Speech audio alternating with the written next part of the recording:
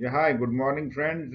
Hope you are doing great. Today we are going to discuss question number five, and mainly we'll be looking at what are the requirements of questions and how to satisfy those requirements to gain maximum marks.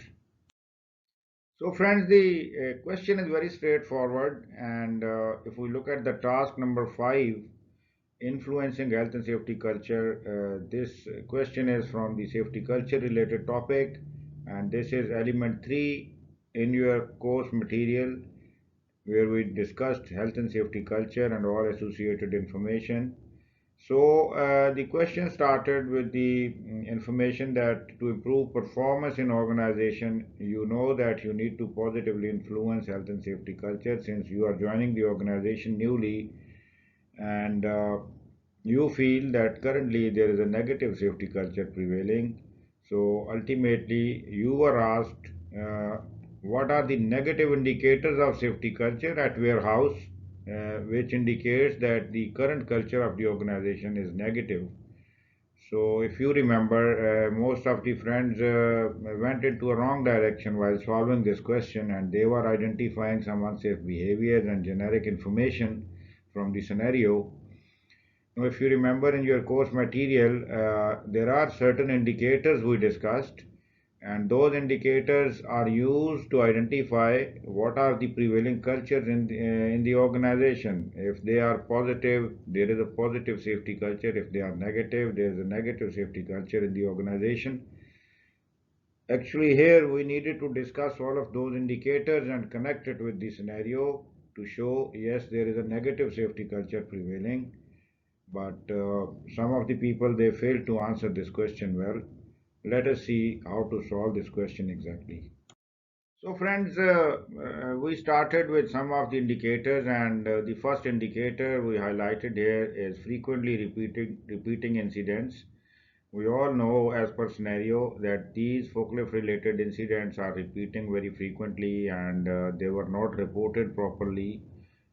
Even if sometimes they were reported, the management is not showing any positive behavior to solve the issues at site.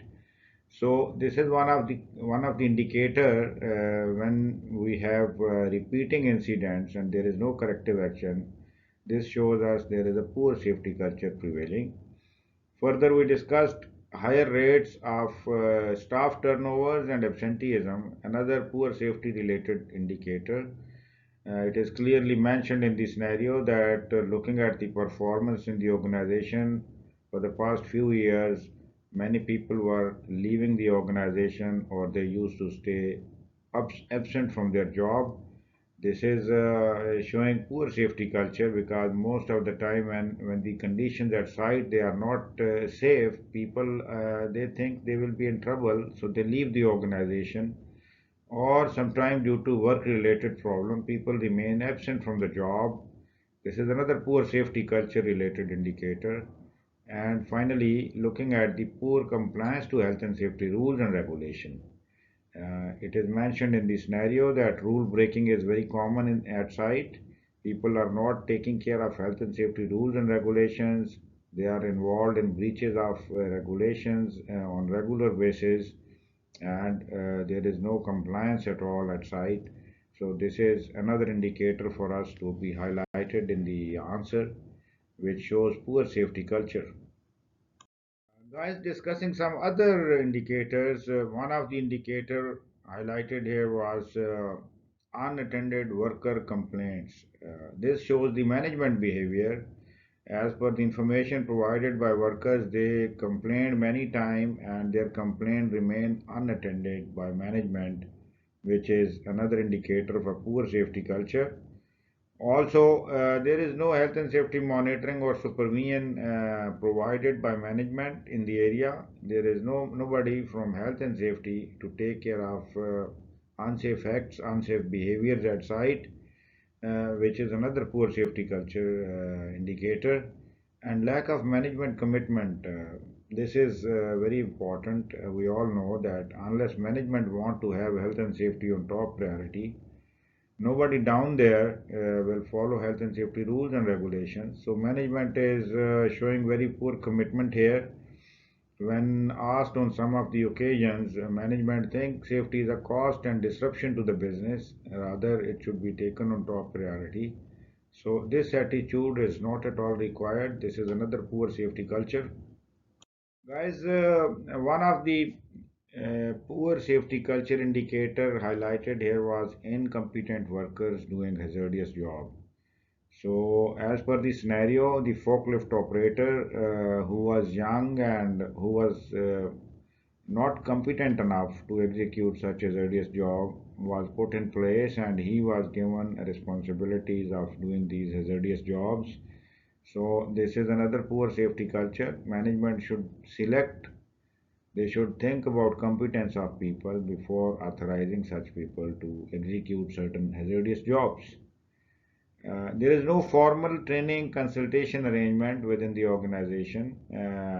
Employees are not trained on certain jobs, they need to be trained, and they are not provided any consultation arrangement where they can come and discuss their issues with the management.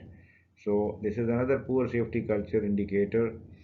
And financial resources are missing also. Management is, since management commitment is very weak, they are not providing any resource to health and safety, and upon asking management on health and safety related matters, they said there is no money available for health and safety, so they are not funding their health and safety department properly to execute certain controls.